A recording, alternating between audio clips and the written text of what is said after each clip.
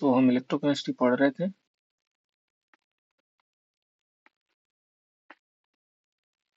Electrochemistry में कुछ recap मैं कर लेता हूँ। आपको तो याद ही होगा, मैं अपना कर ले रहा हूँ। हमने एक रेजिस्टेंस का फॉर्मूला हमने कहा था कि रेजिस्टेंस जो होता है वो डायरेक्टली प्रोपोर्शनल होता है लेंथ ऑफ द वायर के,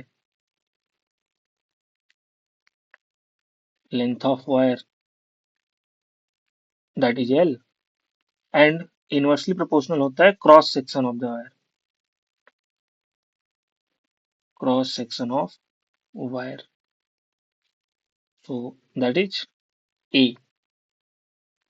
और ये इनवर्सली प्रोपोर्शनल होता है तो ये इसे हमें 1 अपॉन रखना चाहिए। मीन्स अगर आपके घर में वायरिंग करनी है तो पतली तार लगाना चाहिए या मोटा तार? बताओ, पढ़ रहे हो तो थोड़ा तो आपको पता होना चाहिए।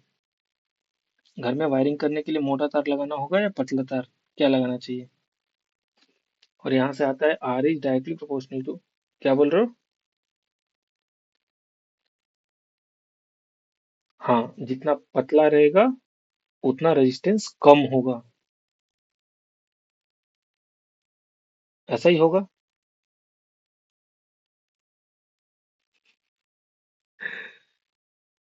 जितना पतला रहेगा उतना रेजिस्टेंस कम होगा।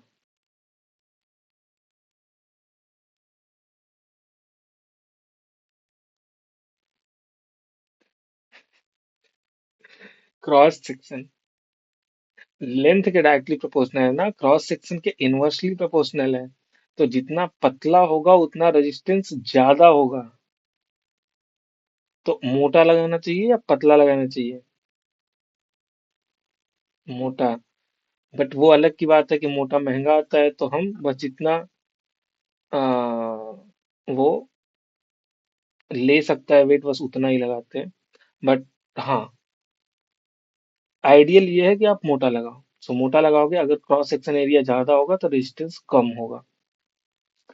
और यहाँ से फिर हमने कहा था कि जो आर होता है, अगर प्रोपोर्शनैलिटी हटाओगे तो इक्वल लगाओगे तो हम रो कह देते हैं, रो एल इंटू ए। तो ये सब तो कल हम बात कर चुके थे, बस जस्ट रिकैप है। रो को हमने कहा था कि प्रोपोर्शनैलिटी कांस्टेंट है, प्रपोर्स प्रोपोर्शनैलिटी कांस्टेंट। और इसी को हम कहते हैं कि ये रेजिस्टेंस है, या रजिस्टिविटी या स्पेसिफिक रेजिस्टेंस। इसका एक और नाम है, इसे हम कहते हैं specific resistance, specific resistance,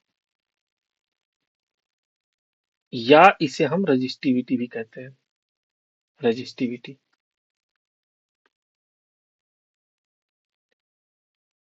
resistivity कैसे डिफाइन करेंगे रजिस्टिविटी को?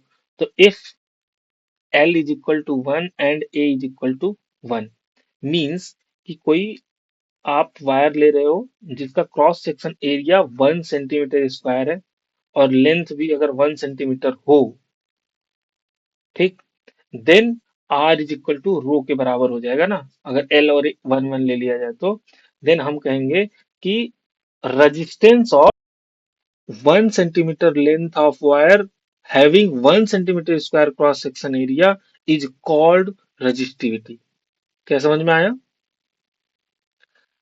Resistance of 1 centimetre length of wire having cross section area 1 centimeter square is called resistivity और specific resistance। समझ में आ रहा?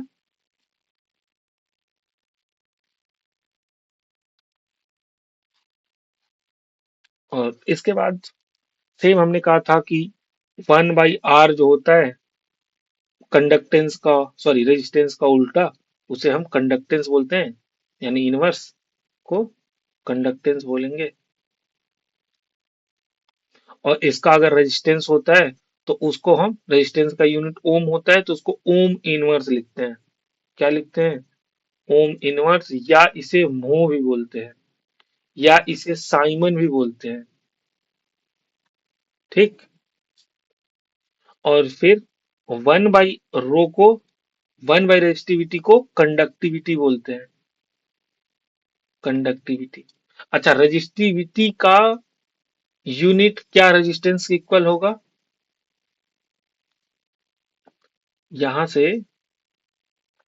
ऐसे लिखा जा सकता है ना, अगर इस तरफ करके लिखोगे, rho is equal to R A upon L. R A upon L means इसका अगर यूनिट लिखने जाओगे तो क्या होगा? ओम, और ये सेंटीमीटर स्क्वायर, और ये नीचे सेंटीमीटर, तो सेंटीमीटर सेंटीमीटर कट गया, 1 सेंटीमीटर बच गया, तो ये बचेगा ओम सेंटीमीटर। यही होगा ना इसका यूनिट? ठीक।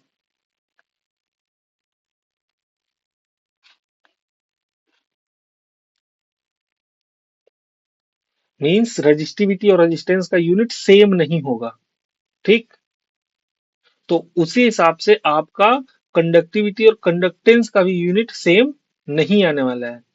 तो देखो, कंडक्टेंस का तो सिंपल मो या ओम इनवर्स आ रहा, पर कंडक्टिविटी का यूनिट क्या होगा? इसका अगर यूनिट लिखोगे, यूनिट, तो 1/रो करोगे तो 1/दिस हो जाएगा, 1/ओम,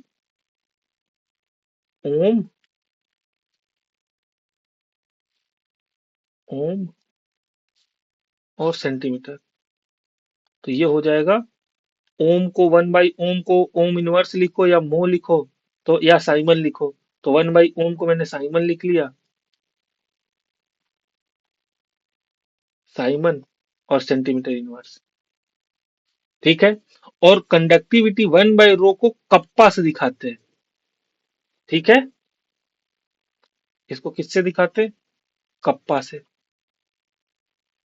और इसको, कंडक्टेंस को, जी से, कभी कभी सी से भी दिखाते हैं, तो सी को चूंकि कंसंट्रेशन से दिखाते हैं कभी, तो इसलिए हम सी ना दिखा के हम जी से दिखा रहे हैं। ठीक।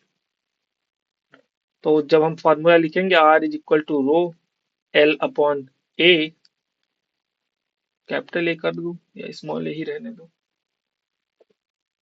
स्मॉल ए लेके चल रहा हूँ, कोई बात नहीं, स्मॉल ए ही रहने दो। अब इसे 1/, करो तो 1/रो इज इक्वल टू 1/आर एल अपॉन ए, और 1/रो को हमने कप्पा पुट किया, 1/आर को जी, एल अपॉन ए। ये फॉर्मूला जरूरी है, आपको याद होना चाहिए। जस्ट किसी भी सेल के लिए लेंथ, लेंथ मतलब कि जब हम सेल बनाते हैं तो एक ऐसे प्लेट लगाते हैं एनोड के लिए, और दूसरा प्लेट लगाते हैं कैथोड के लिए।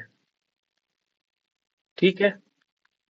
और इसके बीच का डिस्टेंस जो होता है वो एल होता है। ठीक। और इनका क्रॉस सेक्शन एरिया, जो ये क्रॉस सेक्शन प्लेट का एरिया है, ये स्मॉल ए माना है एरिया। ठीक। तो ये किसी भी सेल के लिए फिक्स होता है। कोई भी अगर सेल लोगे, कोई भी सेल उठाओगे, तो वो कितना चौड़ा कितना लंबा ये तो फिक्स रहेगा ना, और उसके बीच का डिफरेंस, और इसके बीच में आपका इलेक्ट्रोलाइट भरा रहेगा। मींस कि एल अपॉन ए हमेशा कांस्टेंट रहने वाला है पर्टिकुलर सेल के लिए। ऐसा नहीं है कि अगर सेल चेंज करोगे तब भी सेम रहेगा, नहीं, एक सेल के लिए सेम रहेगा। सो एल अपॉन ए जो होगा इसे हम कहते हैं सेल कांस्टेंट, सेल कांस्टेंट। तो हम यहां से ये कह सकते हैं कि जो कप्पा होता है वो आपका conductance, conductance multiplied by cell constant के बराबर होता है, सेल कांस्टेंट के। और कप्पा क्या होता है? कंडक्टिविटी या स्पेसिफिक कंडक्टेंस, इसको क्या बोलेंगे? कंडक्टिविटी,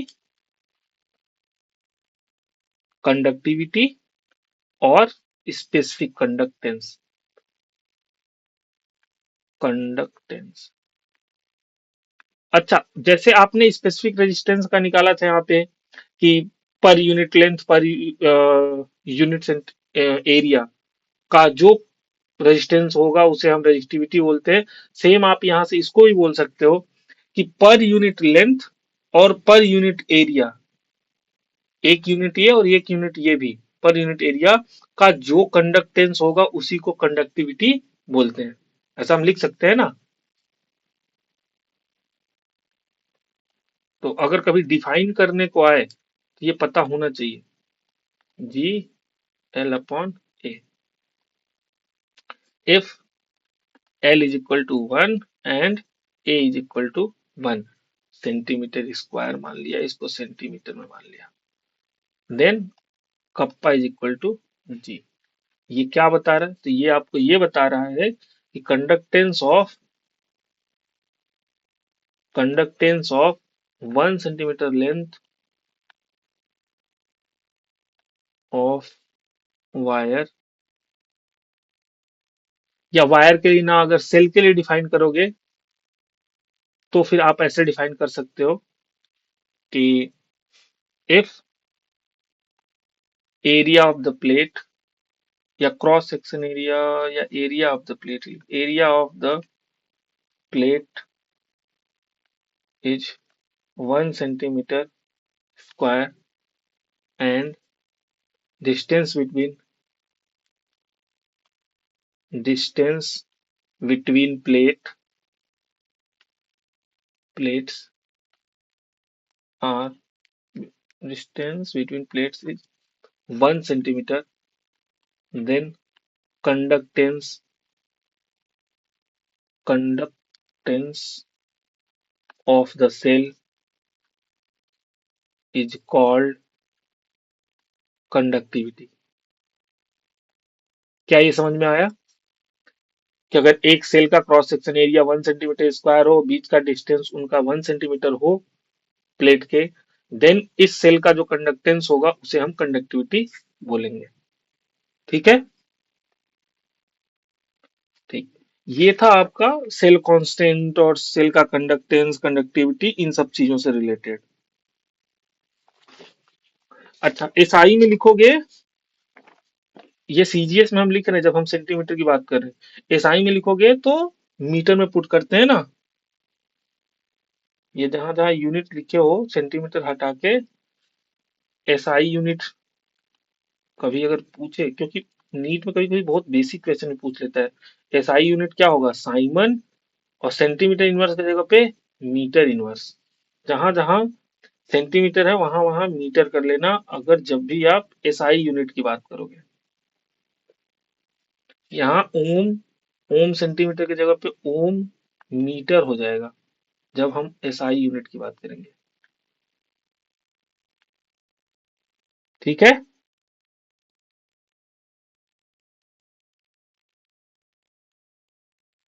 ठीक है। इसके बाद अब हम नेक्स्ट मूव कर रहे हैं इक्विवेलेंट कंडक्टिविटी या इक्विवेलेंट कंडक्टेंस के ऊपर।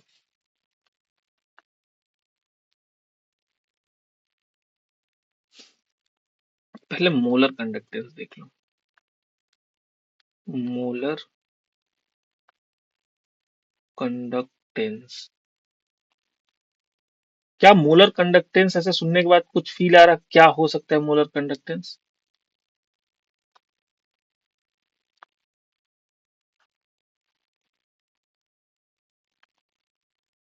कभी पढ़ा है मोलर कंडक्टेंस के बारे में?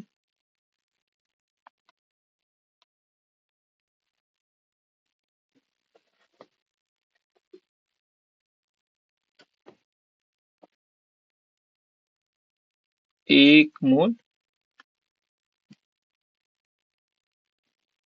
देखो, जो आपका इलेक्ट्रोलाइट का सोल्यूशन भरा है ना दोनों प्लेट के बीच में, एक ये प्लेट है और एक ये प्लेट है। सेल बनाते समय दो प्लेट हमने लिया है, एक इसमें एनोड है और एक कैथोड है, और मान लो कि ये एक डब्बे में फिल की है जब हम बैटरी बना रहे हैं तो।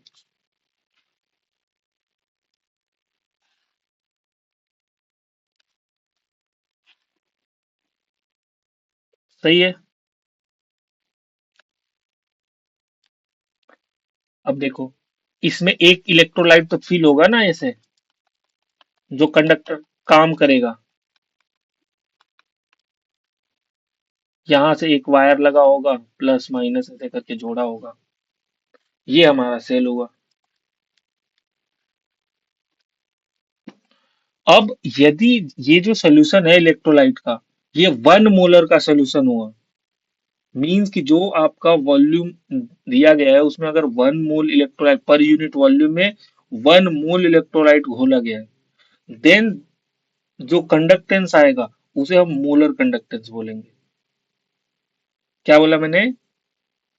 कि यदि आपका ये जो इलेक्ट्रोलाइट है वो पर यूनिट वॉल्यूम में 1 मोल इलेक्ट्रोलाइट घोला गया है, ये हमें नहीं पता ये वॉल्यूम कितना है, पर यदि 1 यूनिट वॉल्यूम लूं तो 1 मोल उसमें इलेक्ट्रोलाइट है। मींस अगर मैं 1 लीटर पे डिफाइन करूं, 1 लीटर में 1 मोल है, अगर ये 5 लीटर का डब्बा हो तो 5 लीटर इसमें, सॉरी 5 मोल इसमें इलेक्ट्रोलाइट अगर डिजोल्व किया गया है, देन उस समय पे जो कंडक्टेंस आएगा उसे हम कहेंगे कि ये मोलर कंडक्टेंस है।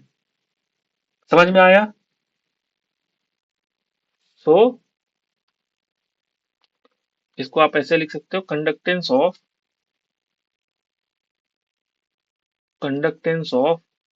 1 mole of electrolyte dissolve per unit of solution,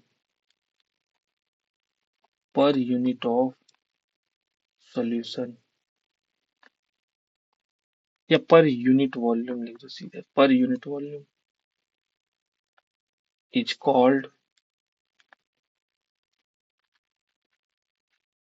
molar conductance, molar conductance. ठीक है?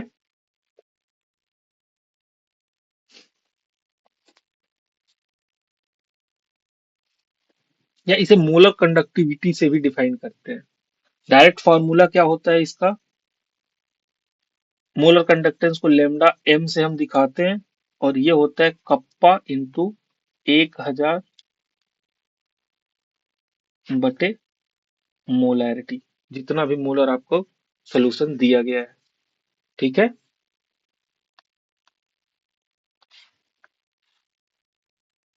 अच्छा, एक चीज याद रखना है कि जब भी आप कप्पा इंटू 1000 लिख रहे हो तो ये 1000 आता कहाँ से है?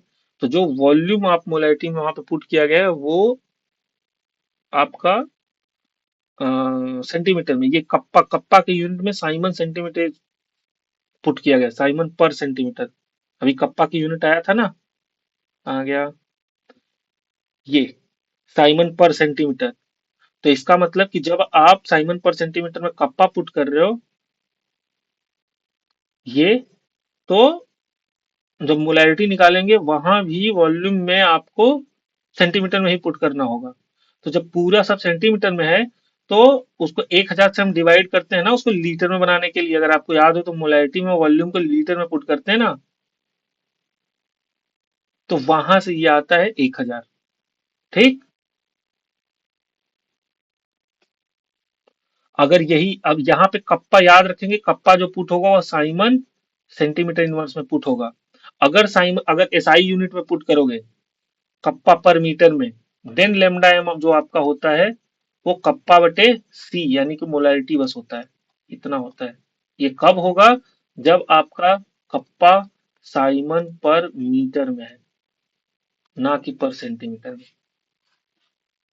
ठीक? एम क्या है यहाँ पे? एम आपका मोलैरिटी है।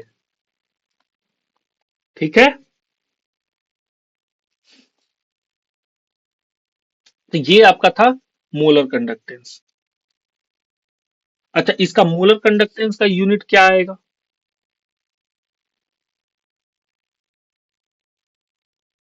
मोलर कंडक्टेंस का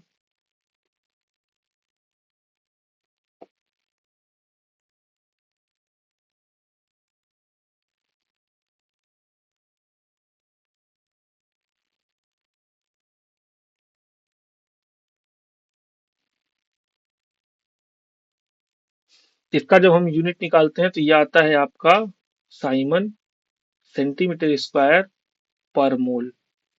अच्छा ये कैसे आता है तो देखो, ये मोलैरिटी को हम क्या लिख सकते हैं, number of mole upon volume of the solution.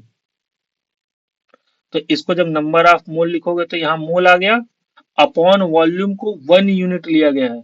हम यहाँ डिफाइन करते समय हम कहते हैं ना पर यूनिट वॉल्यूम, तो वॉल्यूम को 1 यूनिट लिया गया है और उसी को 1 लीटर बनाते समय 1000 से मल्टीप्लाई किया गया है। तो जब 1 unit, molarity is equal to number of mole upon volume, volume को यहाँ पे एक दिख नहीं रहा क्योंकि एक पुट किया गया है, पर वॉल्यूम को जब पुट करोगे तो यहाँ सेंटीमीटर क्यूब पुट करोगे।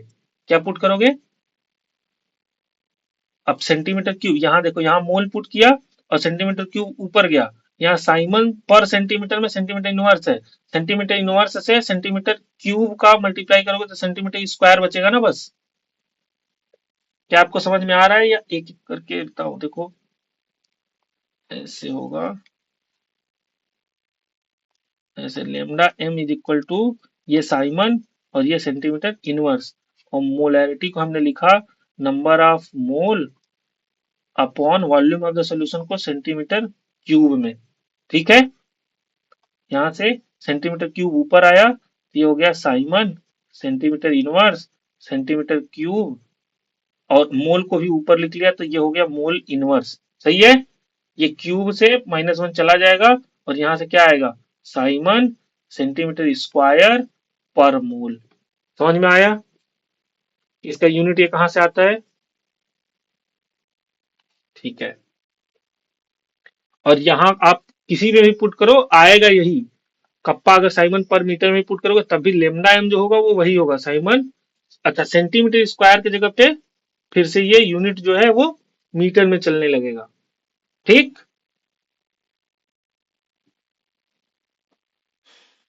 ठीक है, तो ये आपका था मोलर कंडक्टेंस। अच्छा, इसके बाद आपका है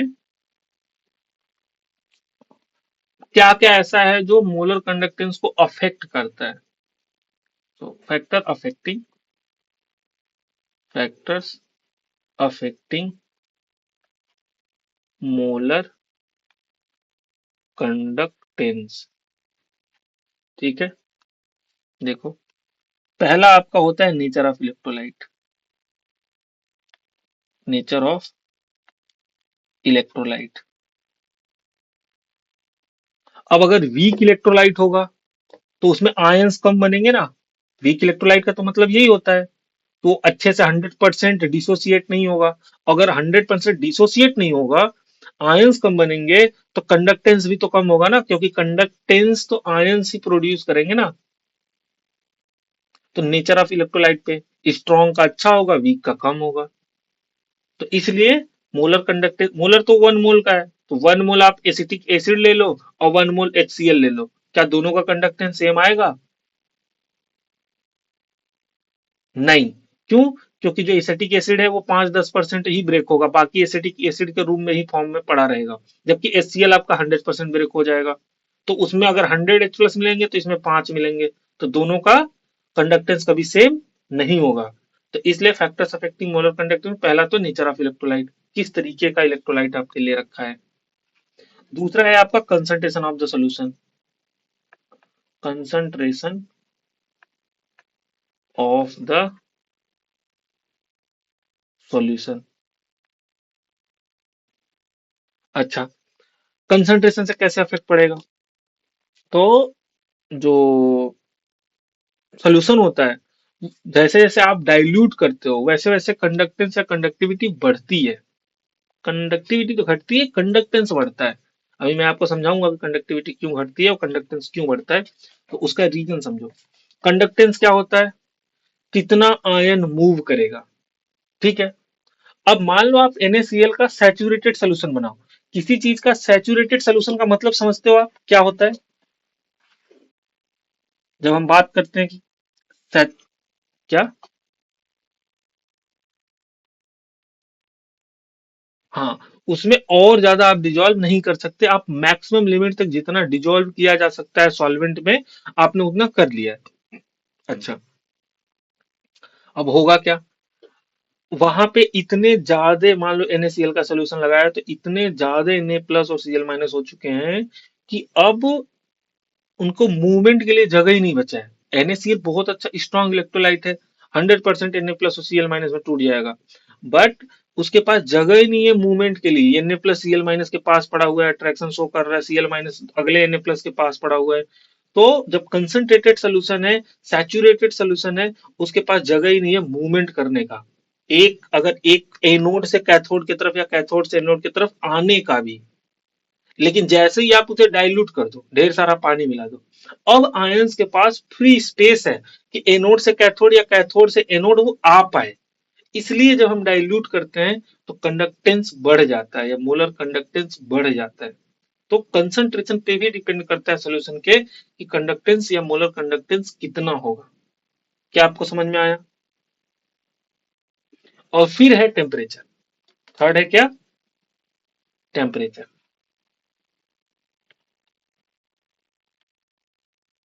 ऑब्वियस सी बात है, आपको पता है जैसे ही हम टेम्परेचर किसी चीज का बढ़ाते हैं, हीट होता है तो थर्मल एनर्जी मिलती है, और अगर थर्मल एनर्जी मिलेगी तो थर्मल एनर्जी काइनेटिक एनर्जी में कन्वर्ट होगी हाफ एम वी स्क्वायर में, और फिर आपका कंडक्टेंस बढ़ जाएगा। ऐसा तो होगा ना? अच्छा, मैंने उसमें आपको बताया था कि ये पिछले वाले लेक्चर में भी आपको बताया था कि इलेक्ट्रोलिटिक कंडक्टेंस में टेम्परेचर बढ़ाने पे बढ़ता है, लेकिन मेटेलिक कंडक्टेंस में टेम्परेचर बढ़ाने पे कंडक्टेंस घटता है। याद है? अच्छा, उसमें क्यों घटता है?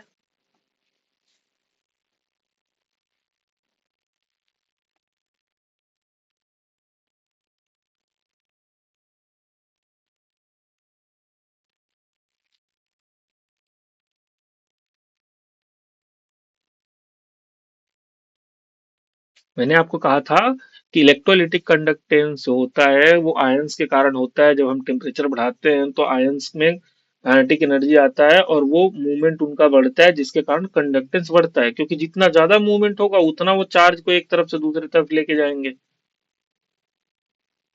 लेकिन जो मेटल होता है उसमें घटता है, तो घट क्यों जाता है? वहां भी तो इलेक्ट्रॉन्स हैं, काइनेटिक एनर्जी आएगा, मूव करना चाहिए, बढ़ना चाहिए, फिर ऐसा क्यों हो जा रहा है कि घटने लग जा रहा है?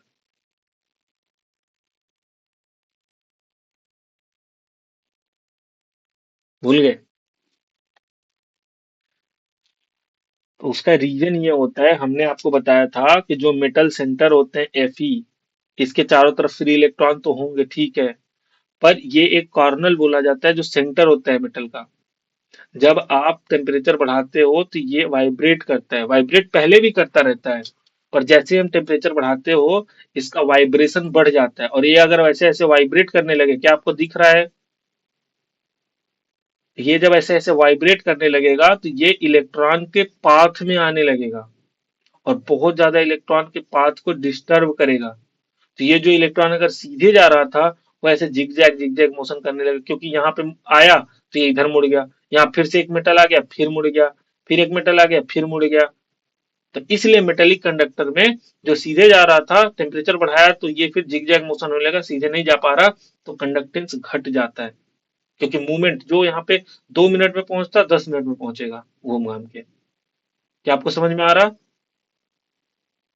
तो ये रीजन होता है कि टेम्परेचर बढ़ाने पे उनका काइनेटिक एनर्जी तो अभी भी बढ़ा है, ऐसा नहीं है काइनेटिक एनर्जी नहीं बढ़ा था, पर काइनेटिक बढ़ने के कारण जो बगल में इलेक्ट्रॉन का काइनेटिक एनर्जी बढ़ा, उसी के साथ जो आपका मेटल का सेंटर था, आई गेस उसे कॉर्नेल ही बोलते हैं, उसका ही भी एनर्जी बढ़ गया, और वो बहुत ज्यादा ही अप डाउन ऐसा करने लगता है, और इसके कारण ऐसा होता है कि वो पाथ में आता है और डिस्टर्ब करता है। ठीक। बट इलेक्ट्रोलिटिक कंडक्टेंस में ऐसा कुछ नहीं होता, इलेक्ट्रोलाइट या जो आयंस मूव करते हैं इसमें कुछ ऐसा नहीं होता, जिसके कारण टेम्परेचर बढ़ाने पे कंडक्टेंस बढ़ता है। ठीक। नेचर ऑफ इलेक्ट्रोलाइट में ऐसे लिख सकते हो कि स्ट्रॉन्ग इलेक्ट्रोलाइट, अगर स्ट्रॉन्ग इलेक्ट्रोलाइट होगा, इलेक्ट्रोलाइट मोर कंडक्टेंस, मोर कंडक्टेंस, जबकि वीक इलेक्ट्रोलाइट होगा तो लेस होगा। कंसंट्रेशन में ऐसा लिख सकते हो कि conductance is directly proportional to dilution. conductance is directly proportional to dilution. जितना डाइल्यूटेड होगा उतना अच्छा कंडक्टेंस आने वाला है. एंड अगेन यहाँ भी conductance is directly proportional to temperature. जितना आप टेम्परेचर बढ़ाओगे काइनेटिक एनर्जी बढ़ेगा, और बढ़ेगा तो मूवमेंट बढ़ेगा और कंडक्टेंस भी बढ़ेगा. ठीक है. अच्छा, ये था आपका मोलर कंडक्टेंस.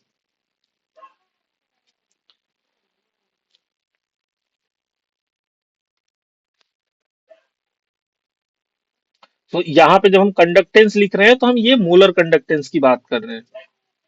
यहाँ पे मैं तो इसे लिख दे रहा हूँ. जब हम कंडक्टेंस यहाँ पे मैंने लिखा है तो हमने मोलर कंडक्टेंस की बात किया है. ठीक है. तो मोलर कंडक्टेंस डाइल्यूशन के डायरेक्टली प्रोपोर्शनल है. जितना पानी ज्यादा होगा, मूवमेंट करने के लिए उनके पास जगह होगा, कंडक्टेंस बढ़ जाएगा. अच्छा, यहीं पे मोलर कंडक्टेंस की जगह पे अगर मैं मोलर कंडक्टिविटी की बात करूं, यानी कप्पा की बात करूं, लेमडा एम की नहीं, कप्पा की, तो वो मुझे बताओ कि डाइल्यूशन पे बढ़ेगा या घटेगा.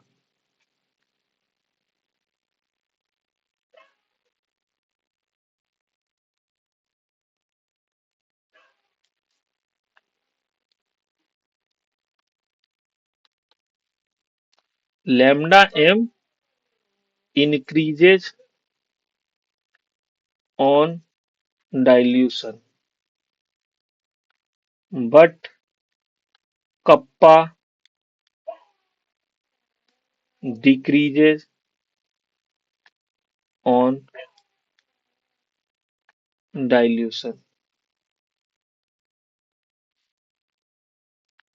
Why? बताओ जल्दी.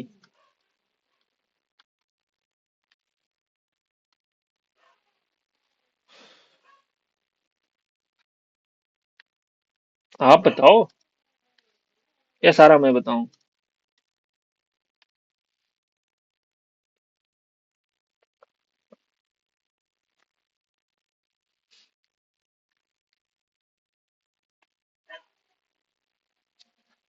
On dilution,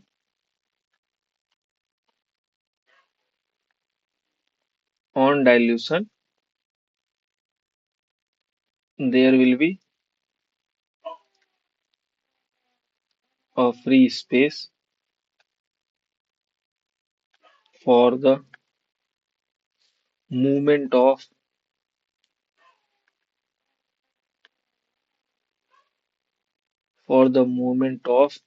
ions, so that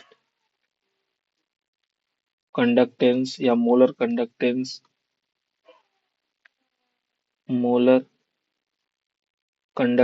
lambda m increases. That that will not happen in concentrated solution.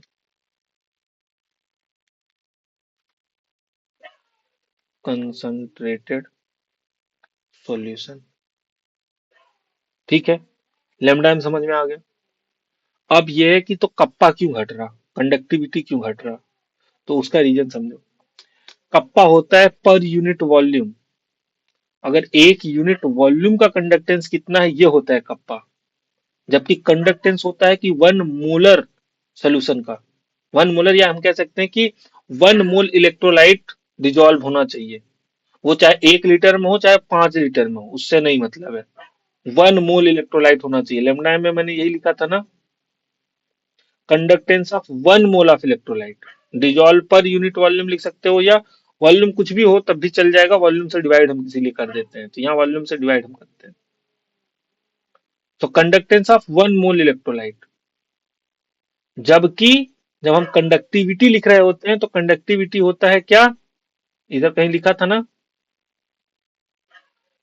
If area of the plate is 1 centimetre and distance between plates is 1 centimetre, और ये 1 centimetre square, then the conductance of the cell is called conductivity. Means कि अगर area 1 centimetre square रखा है, बीच का distance 1 centimetre रखा है, तो ओवरऑल वॉल्यूम कितना हो गया? 1 सेंटीमीटर क्यूब ना। मीन्स कि जो कंडक्टिविटी होता है वो कंडक्टेंस होता है 1 यूनिट वॉल्यूम सोल्यूशन का। ऐसा हम कह सकते हैं। तो मैं यहाँ पे लिख सकता हूँ ना, conductivity conductance of 1 unit volume of solution. Conductance conductance of 1 unit volume. वो 1 सेंटीमीटर मीटर ले लो, कुछ भी ले लो, पर 1 यूनिट वॉल्यूम ऑफ इलेक्ट्रोलाइट। एक यूनिट वॉल्यूम में कितना इलेक्ट्रोलाइट है, इस पे डिपेंड करेगा कि कंडक्टिविटी क्या होगा। Is called conductivity. यहां 1 मोल की बात नहीं हो रही, यहां बात हो रहा है एक यूनिट वॉल्यूम में इलेक्ट्रोलाइट कितना है, इस पे। अब देखो, मान लो कि एक यूनिट वॉल्यूम, एक गिलास मैंने ले लिया, जो उसका जो एरिया है वो 1 सेंटीमीटर है और लेंथ आपका, सॉरी 1 सेंटीमीटर स्क्वायर है, और 1 सेंटीमीटर आपका लेंथ है। ठीक, या लेमन लैंग्वेज में कहोगे तो सिंपल, हमने एक ग्लास लिया। ग्लास में पहले जब कंसंट्रेटेड सोल्यूशन था, तो अगर उसमें 100 आयंस आ रहे थे, बाद में हमने उसे डाइल्यूट कर दिया, और डाइल्यूट करने के बाद उसे मान लो 10 लीटर पानी में मिला दिया, और फिर से मैंने एक गिलास निकाला, क्योंकि कंडक्टिविटी देखते समय हमें उस उस ग्लास में जो आयंस है उसका देखना है, उसी का देखना है ना। तो चूंकि अगर पहले 100 आयंस थे, तो क्या अभी भी 100 आयंस होंगे उसमें? नहीं होंगे ना, क्योंकि बाकी बाकी 10 लीटर में अगर आपने घोल रखा है, तो बाकी में भी तो होगा ना आयंस जो बचे हुए हैं। फिर से समझो, मैंने ये कहा कि कंसंट्रेटेड एक गिलास था, उसे मैंने 10 लीटर में घोल दिया, और फिर से मैंने उस घोल में से एक गिलास निकाला। तो पहले वाले में अगर 100 आयंस था, तो अब वाले में हो सकता है 10 आयन बचे या और भी कम आयन बचे। तो नंबर ऑफ जब आयन ही कम हो गए, तो कंडक्टेंस भी तो घटेगा ना। तो इसलिए कंडक्टिविटी घटता है ऑन डाइल्यूशन, जबकि कंडक्टेंस इसलिए बढ़ता है कि हमने जब डाइल्यूट किया था, पहले भी 1 मोल था मान लो उस ग्लास में, और अभी भी हम पूरी बाल्टी का दिख रहे हैं, या पूरे जितने 10 लीटर में घोला है तो हमने पूरे में देख रहे हैं 1 मोल। तो 1 मोल का पहले भी देख रहे थे, 1 मोल का बाद में भी देख रहे हैं डाइल्यूट करने के बाद। जबकि कंडक्टिविटी के केस में हम 1 मोल का नहीं देखते, हम ये देखते हैं कि 1 यूनिट वॉल्यूम में पहले कितने आयन थे, अब 1 यूनिट वॉल्यूम में कितने आयन है। तो डाइल्यूट करने के बाद पक्का है कि 1 यूनिट वॉल्यूम में अब आयन घट गए होंगे, क्योंकि अब वो डाइल्यूट हो चुका है। और अगर आयंस घट गए, तो फिर कंडक्टेंस भी घट गया, क्योंकि कंडक्टेंस तो आयंस के कारण ही आएगा। जितना आयंस उतना मूवमेंट, और उतने ज्यादा कंडक्टेंस। क्या आपको समझ में आया कि कंडक्टिविटी डाइल्यूशन पे घटता क्यों है? So on dilution,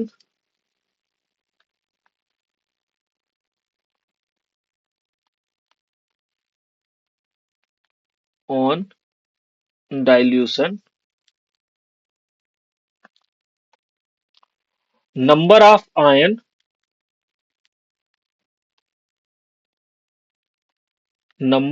ions per unit volume decreases, so that conductance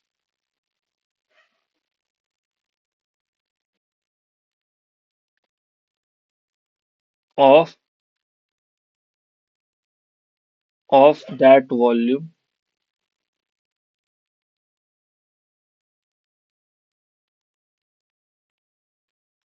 decreases। Means conductivity decreases, क्योंकि कंडक्टिविटी तो उस वॉल्यूम में कितना कंडक्टेंस वही है ना कंडक्टिविटी। तो हमने क्या लिखा, on dilution number of ions per unit volume decreases so that conductance of that volume decreases means conductivity decreases. जो मैंने बताया वही लिखा हूं या कुछ और लिख दिया?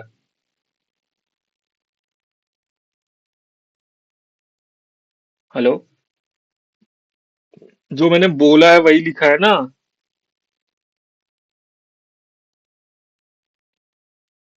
ठीक है,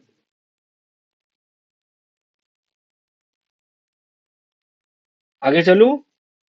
वही है ना? वही है ना? ठीक है। नेक्स्ट है आपका, ये तो मोलर कंडक्टेंस एंड कंडक्टिविटी के बीच में क्या डाइल्यूशन पे कैसे क्या बढ़ता घटता है वो था, क्योंकि इससे क्वेश्चन बनाया जाता है और ये क्लियर होना चाहिए कि कंडक्टिविटी क्यों घटता है और कंडक्टेंस क्यों बढ़ता है डाइल्यूशन करने पे। नेक्स्ट है, ये तो आपका मोलर कंडक्टेंस था। नेक्स्ट है आपका इक्विवेलेंट कंडक्टेंस। इक्विवेलेंट कंडक्टेंस,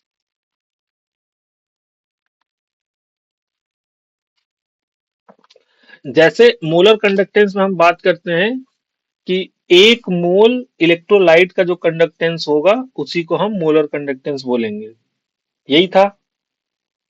यहां पे हम कहते हैं कि 1 ग्राम इक्विवेलेंट इलेक्ट्रोलाइट या सॉल्यूट का जो कंडक्टेंस होगा उसे हम इक्विवेलेंट कंडक्टेंस बोलेंगे। क्या समझ में आया?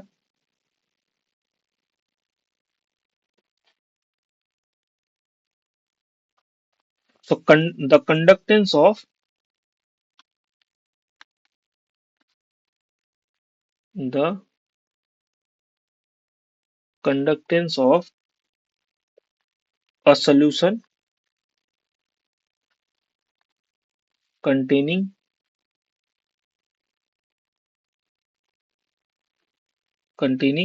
1 gram equivalent of electrolyte, 1 gram equivalent of electrolyte। ठीक है, अगर 1 मोल इलेक्ट्रोलाइट लिया होता है तो हम कहते हैं मोलर कंडक्टेंस, 1 ग्राम इक्विवेलेंट की बात करते हैं देन हम कहते हैं इक्विवेलेंट कंडक्टेंस। ठीक है, so if we ml v ml of the solution contains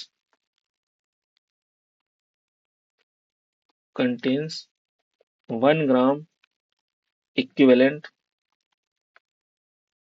equivalent electrolyte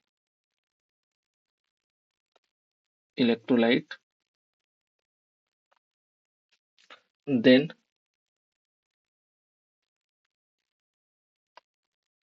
then equivalent conductance will be equivalent conductance equivalent conductance will be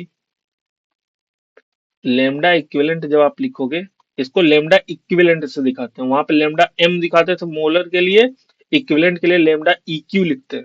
so lambda eq is equal to kappa into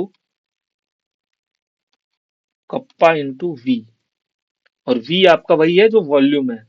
अब फिर आपका number of gram equivalent जो होता है, अगर आपको याद हो, तो number of gram equivalent upon volume is equal to normality होता है। So volume is equal to, जब आप लिखोगे normality is equal to number of gram equivalent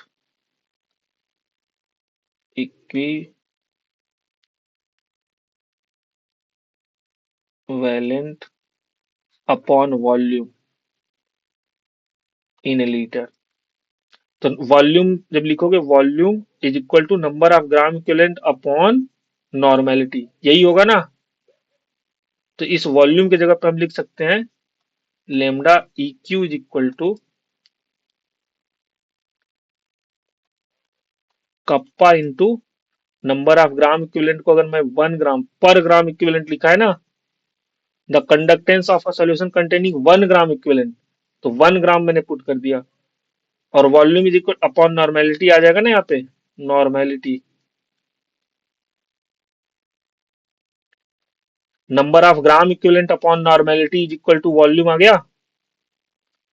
number of gram equivalent को हमने 1 पुट कर दिया। अब नॉर्मेलिटी, अब यहाँ पे वॉल्यूम चूंकि ml में दे रखा है तो हम यहाँ पे 1000 से मल्टीप्लाई कर देते हैं ताकि वो लीटर में हो जाए।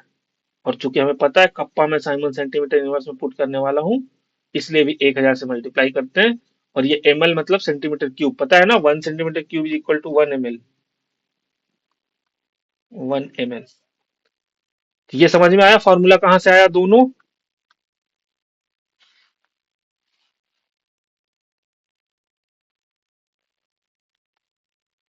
तो ये आपको दोनों फॉर्मूला याद होना चाहिए। अच्छा, इसका अगर यूनिट लिखोगे तो क्या आएगा? यूनिट आपका आ जाएगा साइमन, साइमन सेंटीमीटर स्क्वायर, वहां पे पर मोल होता था ना, यहाँ पर इक्विवेलेंट हो जाएगा। ठीक है, साइमन सेंटीमीटर स्क्वायर पर इक्विवेलेंट। और अगर एसआई यूनिट लिखोगे, एसआई यूनिट ये सीजीएस यूनिट है, जब भी सेंटीमीटर में पुट करोगे वो सीजीएस है। एसआई यूनिट लिखोगे तो साइमन मीटर स्क्वायर पर इक्विवेलेंट, ईक्यू का मतलब इक्विवेलेंट है। ठीक है। अच्छा, नेक्स्ट है आपका, अगर इन दोनों के बीच में अगर रिलेशन लिखना हो, molar conductance and equivalent conductance के बीच में, तो रिलेशन बिटवीन,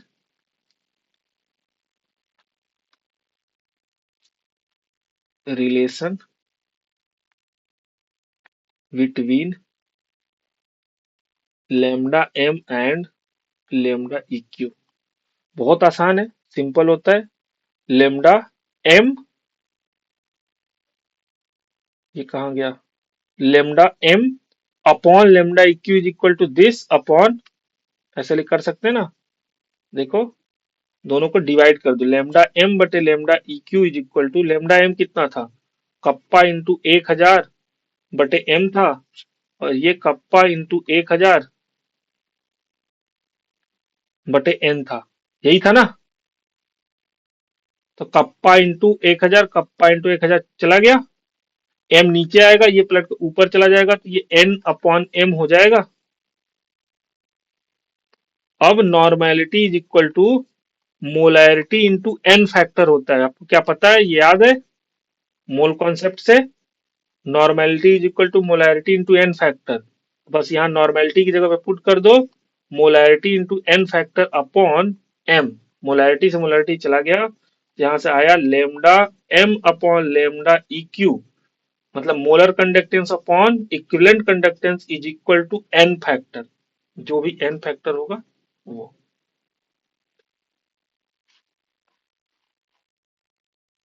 ठीक है, तो ये भी इंपॉर्टेंट है। अब मान लो NaCl हो, NaCl के लिए एन फैक्टर क्या आएगा बताओ जल्दी से।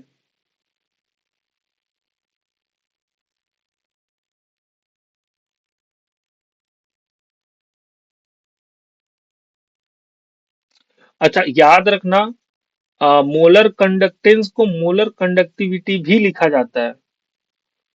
ठीक, कंडक्टिविटी और कंडक्टेंस अलग अलग है, कंडक्टिविटी और मोलर कंडक्टिविटी भी अलग अलग है, पर molar conductivity and molar conductance same ही है। ठीक। हाँ, अब मुझे बताओ NaCl के लिए एन फैक्टर क्या होगा।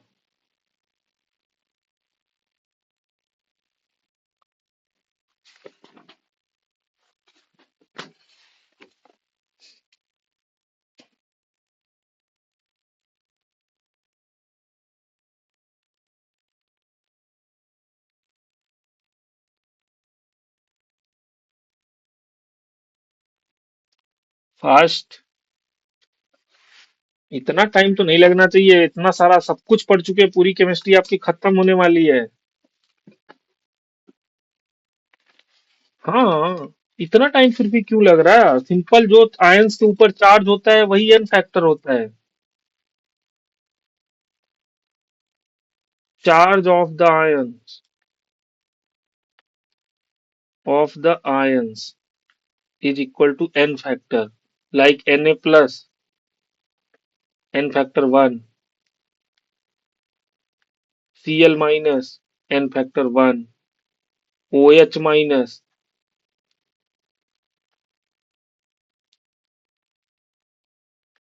n factor 1, calcium 2 plus, n factor 2, magnesium 2 plus, n factor 2, aluminium 3 plus, n factor 3। समझ में आया? ठीक है। इसके बाद हम देखेंगे कि जो मोलर कंडक्टेंस होता है विद कंसंट्रेशन उनका, जब मैंने कहा कि नहीं डाइल्यूशन पे जो कंडक्टेंस होता है वो बढ़ता है मोलर कंडक्टेंस, तो उनका कुछ ग्राफ देख लेते हैं। सो वेरिएशन ऑफ मोलर कंडक्टेंस या मोलर कंडक्टिविटी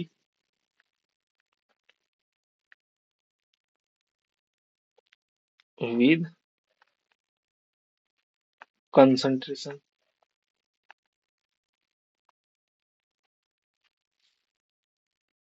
तो पहले तो एक फॉर्मूला होता है, आप ये देख लो, lambda M is equal to lambda M naught minus B root C. कहीं कहीं ए रूट सी भी लिखा होता है, बी रूट सी, जो पढ़ना हो वो पढ़ो, बस आपको टर्मिनोलॉजी पता होना चाहिए कि कौन है क्या। तो ये है आपका molar conductance, molar conductance at concentration c, concentration c पे कंसंट्रेशन। लेमडा एम नॉट क्या है फिर?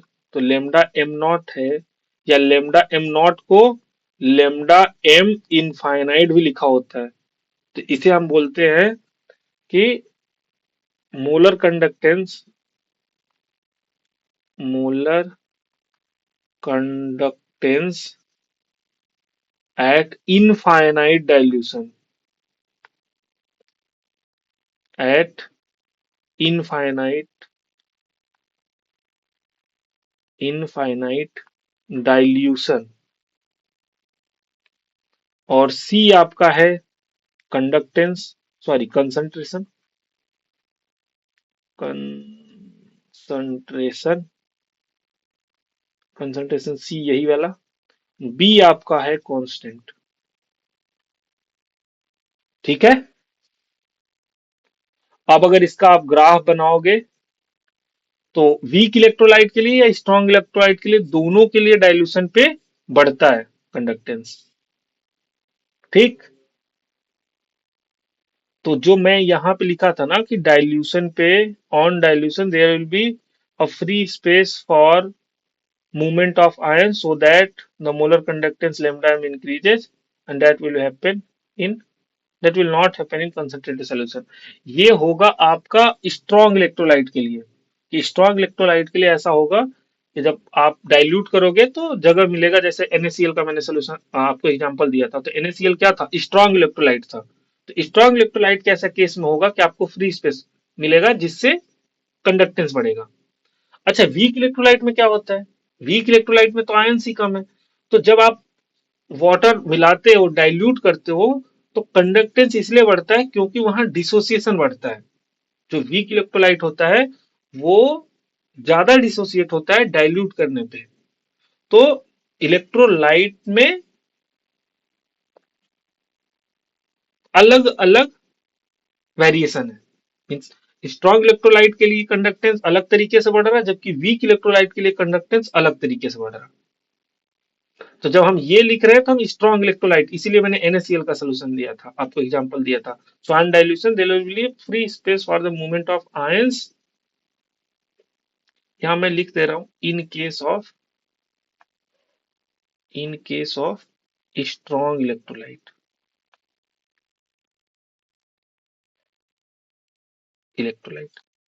वीक इलेक्ट्रोलाइट के केस में नंबर ऑफ आयंस बढ़ रहे होते हैं, इसके कारण मोलर कंडक्टेंस बढ़ता है। तो मैं यहाँ पे लिख रहा हूँ, ये तो मैं यहीं से कॉपी कर ले रहा हूँ आपका।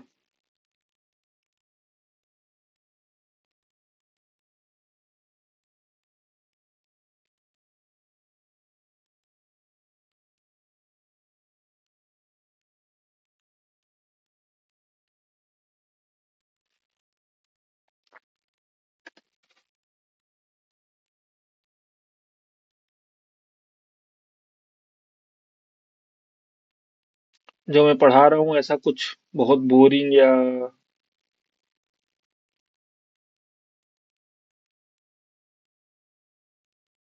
आप कभी कभी ये सोच सर को बुरा न लग जाए इसलिए अच्छा अच्छा बोलता हूँ।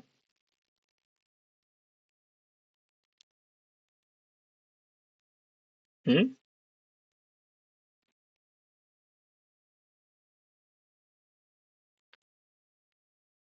ठीक है।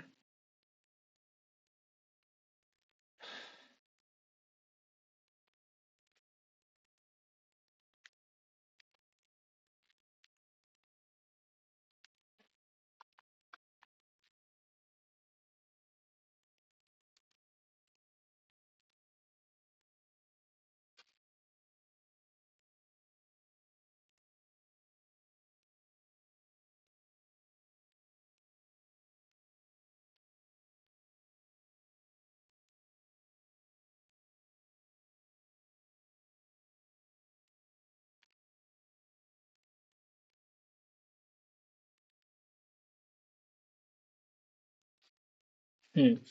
तो वीक इलेक्ट्रोलाइट के लिए मैं यहाँ लिख ले रहा हूँ, in weak electrolyte solution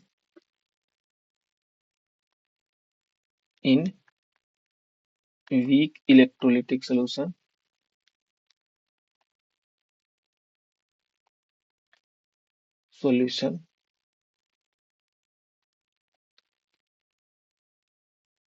dissociation of dissociation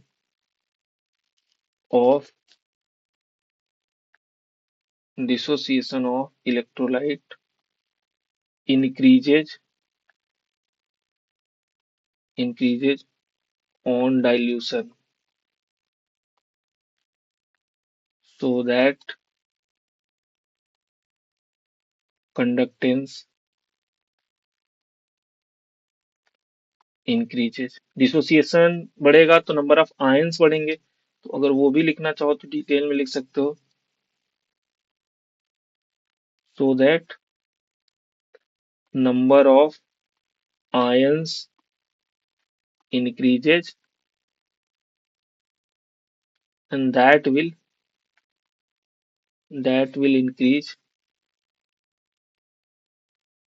increase the conductance। ये तो होगा वीक इलेक्ट्रोलाइट के केस में। एंड इन स्ट्रॉन्ग इलेक्ट्रोलाइट के केस में क्या होगा, इन strong electrolyte in strong electrolyte on dilution in strong electrolyte on dilution there will be a free space for the movement of ions, so that molar conductance lambda m increases and that will not happen in concentrated solution। क्या ये आपको समझ में आया कि strong और week के दोनों के केस में डाइल्यूट करने पर कंडक्टेंस क्यों बढ़ता है? देख लो दोनों का ग्राफ कैसे बनता है।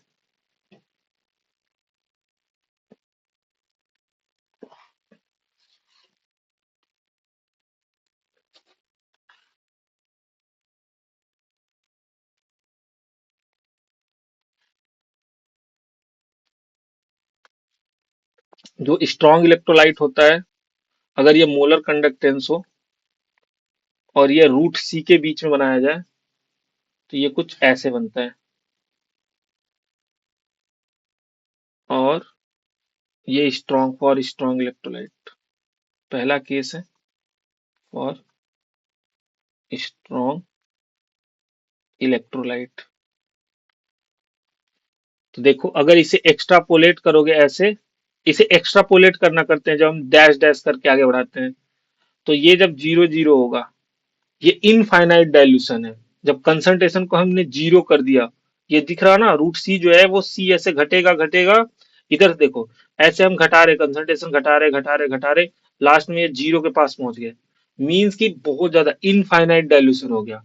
अब एकदम कंसंट्रेशन कुछ है ही नहीं, उस समय पे ये जो आएगा इसी को बोलते हैं लेमडा एम नॉट। क्या बोलते हैं इसको? लेमडा एम नॉट या लेमडा एम इंफिनिटी। ठीक। तो molar conductance at infinite dilution ये है।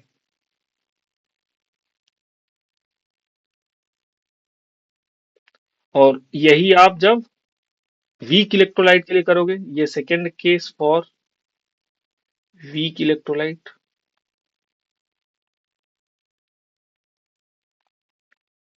ये आपका ऐसे आता है।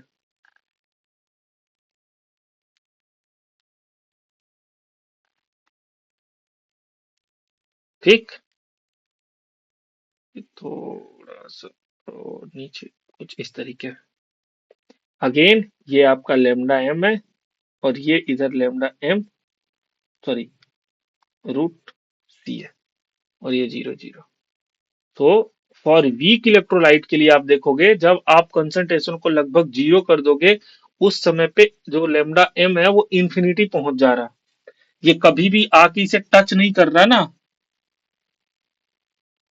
तो ये जब टच नहीं कर रहा है, तो आपको कभी भी इनफाइनाइट डाइल्यूशन पे कितना होगा मोलर कंडक्टेंस वीक इलेक्ट्रोलाइट के लिए, ये आप कैलकुलेट नहीं कर पा रहे हो। और यहीं से आता है आपका कोलेराउस लॉ। जो कोलेराउस लॉ इंट्रोड्यूस होता है वो यहीं से इंट्रोड्यूस होता है। ठीक। कि जब वीक इलेक्ट्रोलाइट का अगर मुझे इनफाइनाइट डाइल्यूशन पे निकालना होगा कि इनफाइनाइट डाइल्यूशन पे वीक इलेक्ट्रोलाइट का कंडक्टेंस कितना होगा, तो हम वो कैसे निकालेंगे? क्योंकि आपने एक कंसंट्रेशन बनाया और उस पे कंडक्टेंस पता कर लिया, एक्सपेरिमेंटली ऐसे डाला, फिर दूसरा कंसंट्रेशन फिर कर लिया, फिर तीसरा, और फिर आपने इसे मिलाया, और फिर ऐसे पीछे करके लेके गए, ये जहां पे कट किया हमने कह दिया कि उस कंसंट्रेशन का इनफाइनाइट डाइल्यूशन पे अगर आप करोगे तो ये कंडक्टेंस आएगा, मोलर कंडक्टेंस। पर वीक इलेक्ट्रोलाइट के लिए हम ऐसा नहीं कह सकते, इस पे भी इधर से हम आ रहे हैं तो कम करते करते बढ़ रहा, पर जीरो पे ये इनफाइनाइट चला जा रहा। कि अगर इन दोनों को एक साथ बनाओगे तो आप ऐसे बना सकते हो।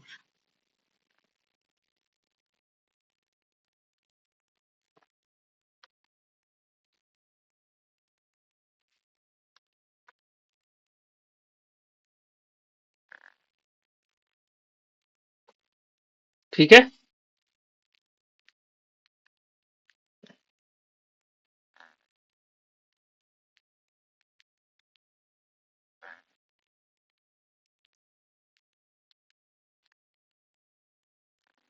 मेरे से अच्छा तो बन नहीं रहा, फिर आप सोच रहे होगे सर क्या बना रहे हो, आपसे ग्राफ नहीं बन रहा है।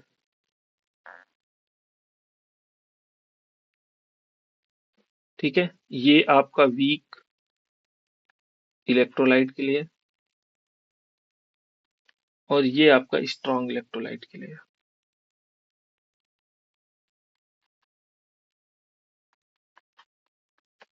ये आपका लेमडा एम है इधर, और इधर आपका रूट सी है। तो कभी कभी दोनों एक साथ बना हुआ मिलता है, और कभी कभी ऐसा भी होता है कि हमें अलग अलग दोनों को बनाने को मिलता है। तो यहां से हमें ये तो पता चल गया कि हम वीक का नहीं पता कर सकते। अच्छा, वीक इलेक्ट्रोलाइट के लिए यहीं पे डेवलप किया जाता है डिग्री ऑफ डिसोसिएशन। ये शायद मैं पहले भी आपको बता चुका हूँ, डिग्री ऑफ डिसोसिएशन, जिसे हम अल्फा से दिखाते हैं। क्या होता है? Alpha is equal to lambda m upon lambda M naught. तो डिग्री ऑफ डिसोसिएशन हमेशा फ्रैक्शन आने वाला है और लेस देन वन आने वाला है। डिग्री ऑफ डिसोसिएशन क्या होगा हमेशा? डिग्री ऑफ डिसोसिएशन होता है कितना ब्रेक हुआ, किसके टर्म में? जो मोलर कंडक्टेंस है उनके टर्म में। तो ये हमेशा फ्रैक्शन होगा, fraction for weak electrolyte, weak electrolyte. And इसका value alpha is equal to one होगा फॉर स्ट्रॉन्ग इलेक्ट्रोलाइट, क्योंकि उनका lambda M and lambda M naught दोनों सेम ही होता है। इनफाइनाइट डाइल्यूशन कितना भी पानी डाल दो तब भी NaCl 100% टूट चुका है। तो यहाँ फॉर स्ट्रॉन्ग इलेक्ट्रोलाइट, ठीक है। तो degree of dissociation strong electrolyte के लिए वन होगा, वीक इलेक्ट्रोलाइट के लिए दोनों अलग अलग होते हैं। तो ये फ्रैक्शन में आता है। अच्छा, इसके बाद मुझे आपको अब सीधे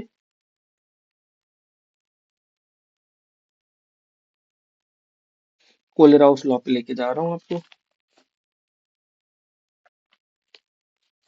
कि अब वीक इलेक्ट्रोलाइट का हम कंडक्टेंस कैसे पता करेंगे।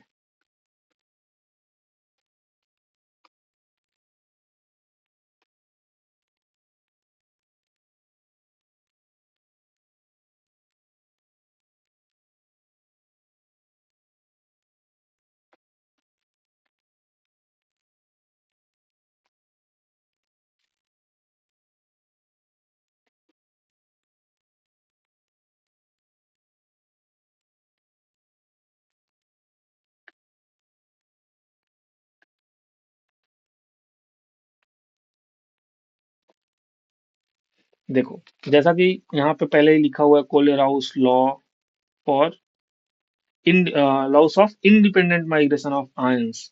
मींस इसका क्या मतलब है? इसका मतलब ये है कि जो आयंस होते हैं ना, वो इंडिपेंडेंटली मूव करते हैं बिना जो उनका काउंटर आयन है या किसी कोई और आयन है उनके साथ इंटरैक्ट किए कह सकते हो, या आप ये कह सकते हो कि बिना किसी अफेक्ट के। ठीक। तो जब हम डिफाइन करते हैं तो हम कहते हैं कि जो मोलर कंडक्टिविटी या मोलर कंडक्टेंस होगा किसी पर्टिकुलर इलेक्ट्रोलाइट का, वो एट इनफाइनाइट डाइल्यूशन, वो लेमडा एम नॉट पर्टिकुलर उस आयन का plus lambda M not particular जो सेकेंड आपका काउंटर आयन है उसके इक्वल होगा। क्या हमने कहा कि अगर लेट सपोज NaCl का मैं लेने जाऊं कि इनफाइनाइट डाइल्यूशन पे ये कितना कंडक्टेंस शो करेगा, तो हमें ये देखना होगा कि Na प्लस और Cl minus independently molar conductance infinite dilution पे कितना शो करते हैं अलग अलग। अगर मान लो Cl माइनस ना हो तब ये Na प्लस कितना शो करेगा, और Cl माइन अगर Na प्लस ना हो तो Cl माइनस कितना करेगा, और Cl माइनस ना हो तो Na प्लस कितना करेगा, इंडिपेंडेंटली। मैं ऐसा कह सकते हो कि जब इनफाइनाइट डाइल्यूशन होगा तो ये इतना दूर दूर होंगे एक दूसरे से कि ये इंटरैक्ट ही नहीं कर पाएंगे, ये ऐसे बिहेव करेंगे कि ये दूसरा है ही नहीं।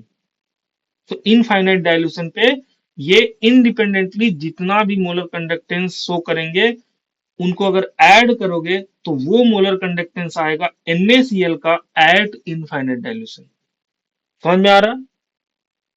अच्छा, अगर यहाँ पे लाइक MgCl2 का निकालो, उस केस में जब एक से इधर एक आयन है और ये डबल आयन है, तो हमेशा हम दो से मल्टीप्लाई करेंगे। तो जो काउंटर आयन जितना नंबर में होगा वो मल्टीप्लाई होगा साथ में। ठीक। तो आगे स्टेटमेंट लिख लो कि इसका स्टेटमेंट क्या है।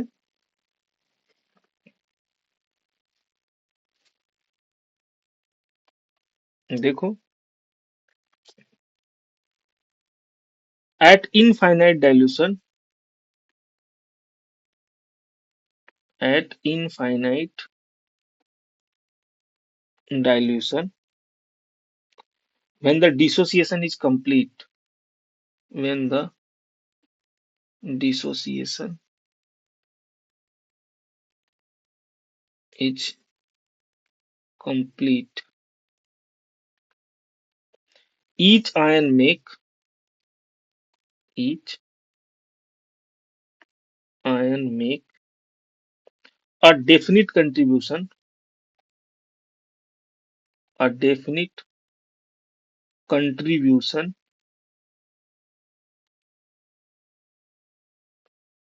towards towards molar conductance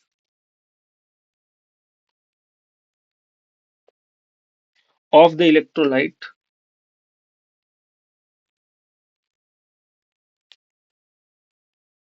conductance of the electrolyte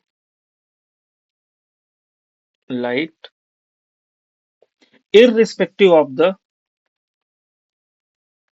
irrespective of the nature of counter ion या अदर आयन। अदर मीन्स यहाँ पे काउंटर आयन की बात की जा रही है।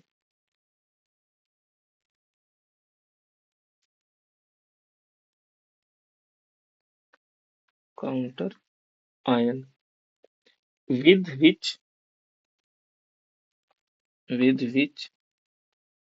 it's associated।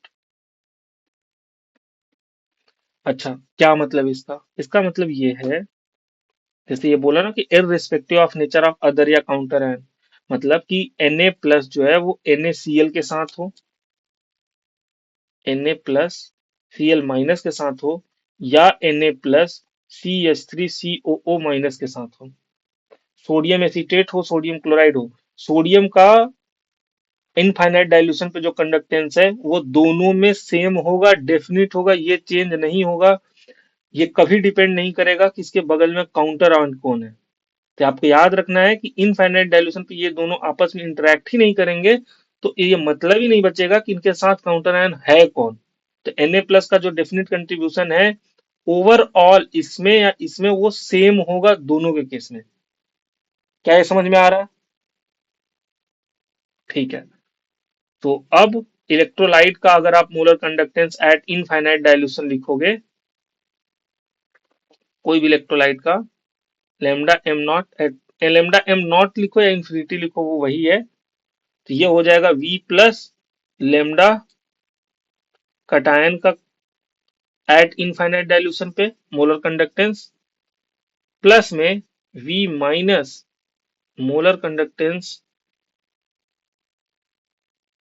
जब हम आयंस का लिखते हैं तो ये स्मॉल लेमडा लिखते हैं, और जब हम इलेक्ट्रोलाइट का लिखते हैं तो इसे कैपिटल लेमडा बोलते हैं, जो ए जैसा लिखा हुआ है, और इसे स्मॉल बोलते हैं। तो ये इनफाइनाइट लेमडा मोलर। क्या ये समझ में आ रहा? अच्छा, इससे मोलर कंडक्टेंस ही है ये तो हमें पता ही है, तो इसे कटायन एनायन भी ऐसे लिख सकते हो। इसे अगर मैं मोलर हटा दूं, इसे कह दूं कि ये कटायन है और ये एनायन का है। V प्लस और V माइनस क्या है? क्या आप ये बता सकते हो?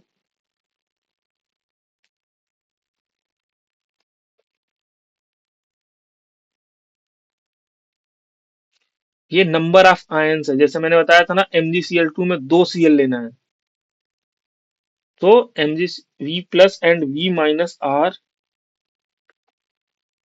Number of cation and anion,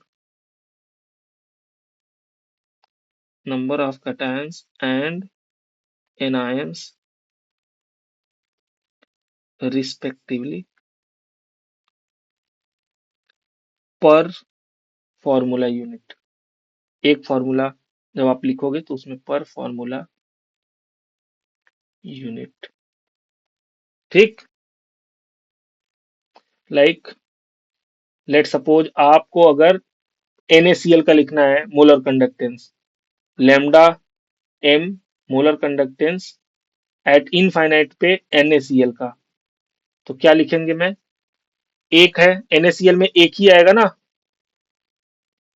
तो एक molar conductance at infinite dilution पे Na प्लस का, प्लस में molar conductance at infinite dilution पे, सही से स्मॉल लैम्डा लिखना है, Cl माइनस का।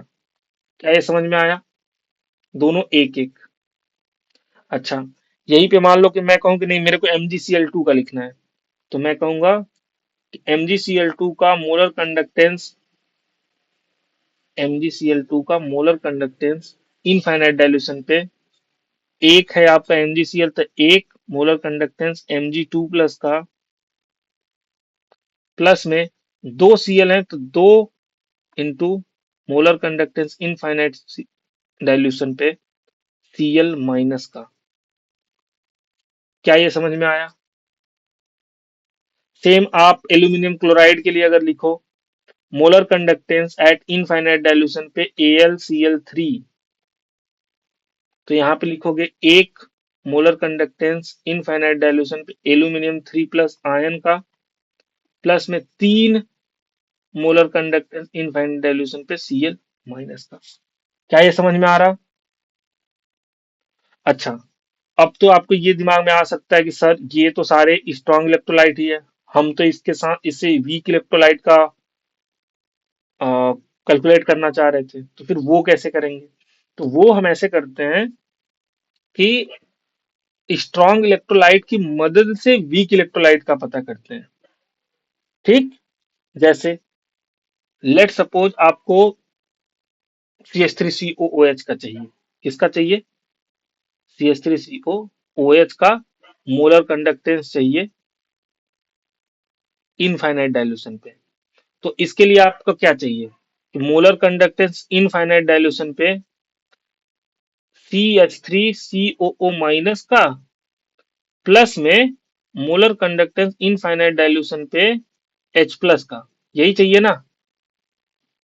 अब आप इसको सोचोगे कि ये आपको डायरेक्ट तो नहीं मिलने वाला है, क्योंकि ये 100% डिसोसिएट ही नहीं होगा। फिर हम ये कैसे पता करें? तो हम ये पता करेंगे स्ट्रॉन्ग इलेक्ट्रोलाइट के हेल्प से। कैसे? हम ये करेंगे कि लेट सपोज हमें पहले चाहिए CH3CO माइनस, तो इसका कोई सॉल्ट ले लेते हैं। तो इसके लिए हमने मान लो ले लिया कहां से, CH3COO माइनस Na प्लस, तो हमने ऐसे ले लिया CH3COO माइनस का molar conductance at infinite dilution पे, प्लस में CH3 सॉरी Na प्लस का molar conductance at infinite dilution पे। CH3COO Na अगर सॉल्ट लेंगे तो इसका तो हमें 100% मिलेगा ना, एसिडिक एसिड का नहीं मिलेगा, सोडियम एसिटेट का तो मिलेगा। अब Na प्लस को हमें रिमूव करना है और H प्लस को लाना है, तो मैं क्या करूं, मान लो मैंने HCl भी साथ में ऐड कर लिया, तो HCl ऐड करूंगा, HCl भी 100% है, तो lambda M not H plus का, प्लस में lambda M not Cl minus का। सही है? अब हम मुझे ये पता है कि ये दोनों एक्स्ट्रा हो रहे हैं, तो मैं माइनस कर दूंगा lambda M not Na plus का, एंड फिर से माइनस में lambda M not Cl minus का। क्या आपको समझ में आया? मैं NaCl का माइनस कर दूं, तो ये Na प्लस से Na प्लस, ये Cl माइनस कट गया ना।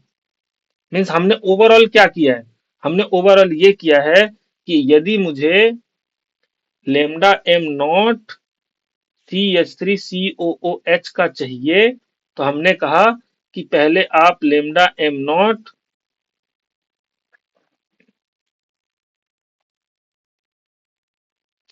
CH3COO Na का लिख लो, ये एक सॉल्ट है स्ट्रॉन्ग, मिल जाएगा हमें। लेमडा एम नॉट HCl का लिख लो, स्ट्रॉन्ग इलेक्ट्रोलाइट है, एसिड है, आराम से मिल जाएगा। फिर इसमें से लेमडा एम नॉट NaCl घटा दो, NaCl भी स्ट्रॉन्ग है, ये भी मिल जाएगा। तो देखो CH3COO, Na प्लस नहीं होगा, Na। सोडियम एसीटेट से एसीटेट बचा लिया, H प्लस बचा लिया, यहाँ से Na प्लस एक्स्ट्रा आ रहा है, यहाँ से Cl माइनस एक्स्ट्रा, दोनों को मिला के NaCl को माइनस कर लिया। अब कोलेराउस लॉ यहाँ कहाँ मदद किया? कोलेराउस लॉ ने हमें ये बता दिया था कि Na प्लस चाहे ये वीक के साथ हो या Na प्लस यहाँ Cl माइनस के साथ हो, आएगा इक्वली। तो जितना इसमें आया था उतना इसमें से घटा लिया। समझ में आ रहा है? और इसमें से जितना आएगा, Cl माइनस HCl के साथ हो या NaCl का, किसी के साथ हो, काउंटर आयन से कोई मतलब नहीं है। तो Cl माइनस के यहाँ जितना होगा वह उतना ही इसमें भी होगा। ओवरऑल HCl का जो मोलर कंडक्टेंस होगा वो H प्लस और Cl माइनस के बराबर होगा ना, ऐड के। यही बताया था ना यहाँ पे। जब अगर हमें NaCl का निकालना तो तुमने क्या किया था, Na प्लस का और Cl माइनस का। सेम H प्लस का निकालना होगा तो H प्लस का Cl माइनस का। तो वो Cl माइनस NaCl के साथ हो या Cl माइनस HCl के साथ हो, आएगा तो इक्वली। हेलो।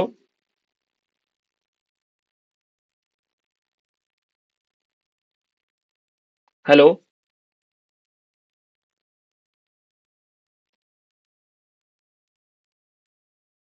ठीक है। तो जो Cl माइनस HCl के साथ होगा या NaCl के साथ सेम ही आएगा। तो जब भी हमें एसिटिक एसिड या इस तरीके का वीक एसिड का निकालना होगा तो हम स्ट्रॉन्ग इलेक्ट्रोलाइट की हेल्प से हम वीक का कैलकुलेट करेंगे। ठीक है। ठीक है फिर कोलेराउस लॉ से ही हम नेक्स्ट क्लास में फिर से स्टार्ट करेंगे। जो बहुत बहुत कोलेराउस लॉ लगभग खत्म ही हो चुका है। अगर कोई क्वेश्चन होगा तो आप पूछ सकते हो नेक्स्ट क्लास में। और अभी के लिए हम क्लास एंड कर रहे हैं। ठीक। Thank you.